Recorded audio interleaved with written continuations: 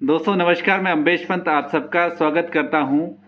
मैं कोटद्वार में हूं और मेरे साथ में कोटद्वार के एक उभरता हुआ सितारा अनन्या शर्मा मेरे साथ में है। सिद्धबली महोत्सव जो 2022 का हुआ था उसमें एक बड़ी शानदार जो परफॉर्मेंस थी, प्रस्तुति थी उनके द्वारा दी गई। मैं बातचीत कर लूँगा। अनन्या, सबसे पहले मैं वेलकम करूँगा आपका। जी, थैंक यू। सबसे पहले तो आपको बहुत बहुत बधाई कि सिद्धबली महोत्सव में जो आपका जो परफॉर्मेंस था उसने पूरे कोटद्वार को एक नाचने पे मजबूर कर दिया। जी। पूरे झूम गए थे वहाँ पे। जी।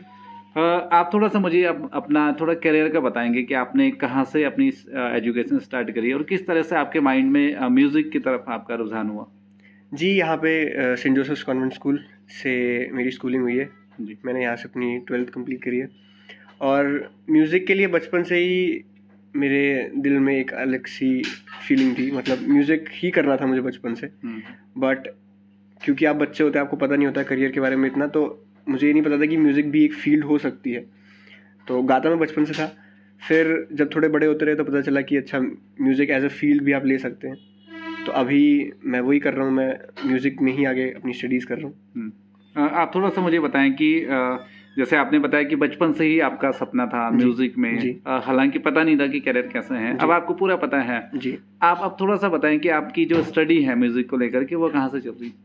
अभी Asian academy of film and television Noida में एक कॉलेज है, वहाँ से मैं अपना म्यूज़िक का, हिंदुस्तानी क्लासिकल म्यूज़िक का कोर्स कर रहा हूँ। हाँ जी, ये अच्छा जी। तो आगे क्या है प्लानिंग? मतलब उसके बाद जब आपका कोर्स कंप्लीट हो जाएगा तो क्या है उसके बाद प्लानिंग? कोर्स जब मेरा पूरा हो जाएगा तो फिर मेरा आगे का ये है कि मुझे मास्टर्स करना है, म्यूज़िक में ही करना है, फिर पीएचडी करनी है और बाकी साइड बाय साइड मेरे शोज़ हैं और जो मेरे गाने आते रहते हैं वो आते रहेंगे।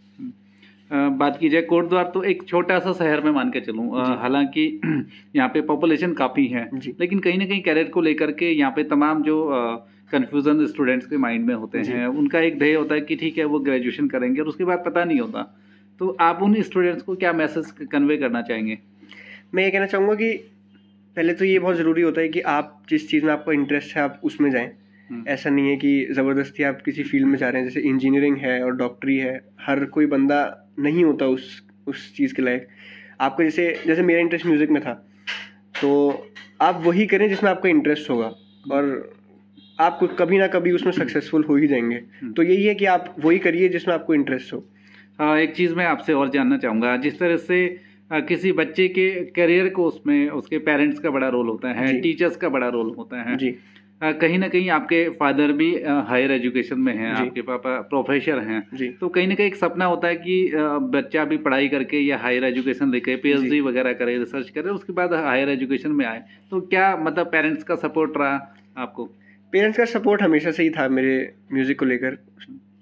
पेरेंट्स का सपोर्ट स्पोर्ट्स में भी था और म्यूज़िक में भी था। मैं स्पोर्ट्स भी खेलता था और खेलता हूँ आज भी, पर मतलब प्रोफेशनली मैं स्पोर्ट्स में नहीं गया।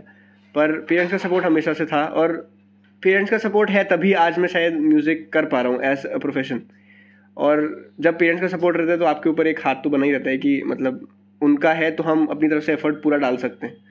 तो पेरेंट्स का सपोर्ट हमेशा से रहा है मुझे। बात की जाए अगर टीचर्स की, क्योंकि कहीं ना कहीं टीचर्स का भी बड़ा योगदान होता है करियर में, क्या टीचर्स की तरफ से, जो आपके स्कूलिंग टीचर्स थे, उनकी तरफ से भी कोई सपोर्ट मिला? हाँ, स्कूलिंग टीचर्स ने हमेशा मुझे कॉन्फिडेंस दिया है स्टेज पे गाने का।